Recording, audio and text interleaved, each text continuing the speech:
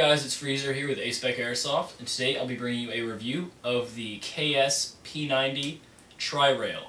This is a variant of the P90-TR that we reviewed earlier, and instead of having a red dot scope, it has tri-rails on it.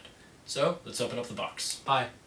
So this is what it looks like when you open up the box. There is paper on top of all the guns and stuff that you really want to see. So let's speed through the paper stuff. We have an A-Spec Airsoft warranty.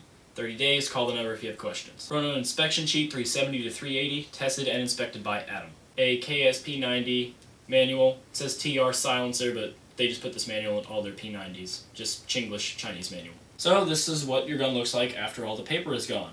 Inside the box there is a trickle charger. We recommend you don't use this one and that you buy a high-tech smart charger off of our website. A KS 9.6 1200 milliamp nomical hydrate battery, a bag of 200.2 crappy BBs, don't use these, use TSD, a bright orange cleaning and dejamming rod, a speed loader, a 70 round high capacity P90 magazine with fake ammo inside, and your KS P90. So now let's talk a little bit about the history of the P90. The KS P90 is based off of the FN P90, which is a PDW designed by the Belgian firearms manufacturer FN Herstal in the late 1980s and early 1990s. It uses a bullpup design, as well as using several innovative features, including a top-mounted magazine and the new 5.7 by 28mm ammunition, which is designed for greater penetration of body armor than conventional 9mm ammunition that was being used by police and military personnel. It saw its first action in the Gulf War and is being used today in the Afghan War and the Iraq War. This gun is also quite useful in conjunction with FN's pistol, the 5.7, because they use similar ammunition and they're designed by the same people.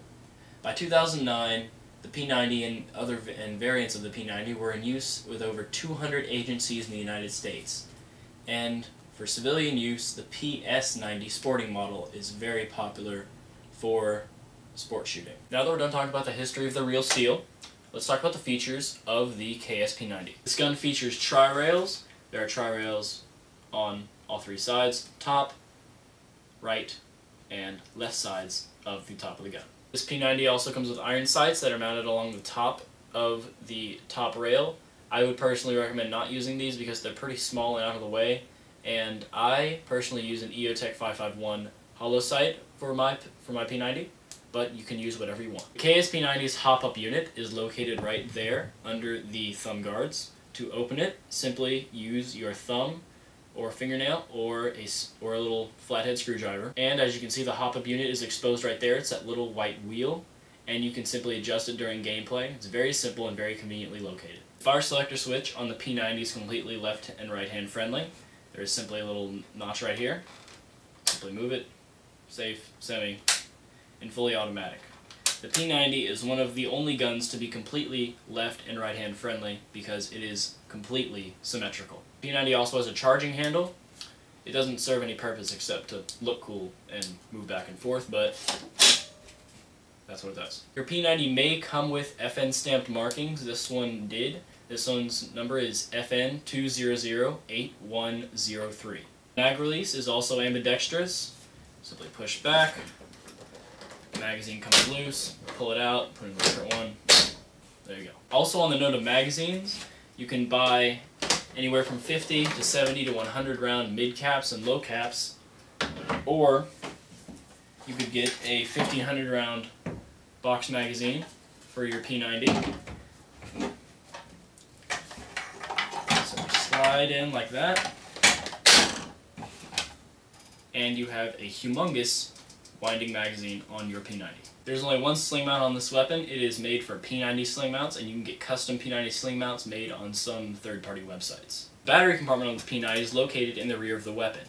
In order to get at it, simply push the button on the bottom of the stock, take the butt plate off, the battery goes in there, you connect it, stuff all the wires back in, put this back on, all the way up, and it'll lock into place. However, if you want some additional battery space, you can get a P90 stock extender, and it simply slides onto the end of your weapon like that, and you have some additional battery space as well as having some serration on the back of your gun to aid in grip, and it makes your P90 just slightly longer, but you have some additional battery space in order to up your ROF. Hey, Freezer! Yeah? Is this gun lipo ready? No! Now let's talk about the metal and plastic components of the KSP90 Tri-Rail. So, the metal and plastic components of the P90. If someone says this is the real metal P90, don't yell at them because this actually is. Everything that's metal on the real P90 is metal on this version of the gun. I'll list the metal parts off first. The charging handle, the outer barrel, and the upper receiver and rails on this gun are made of metal. Just about everything else on this gun is made of plastic. The magazine is plastic, the flash hider is plastic. The trigger, safety and fire selector switch, and the outer body and hop-up unit are made of metal,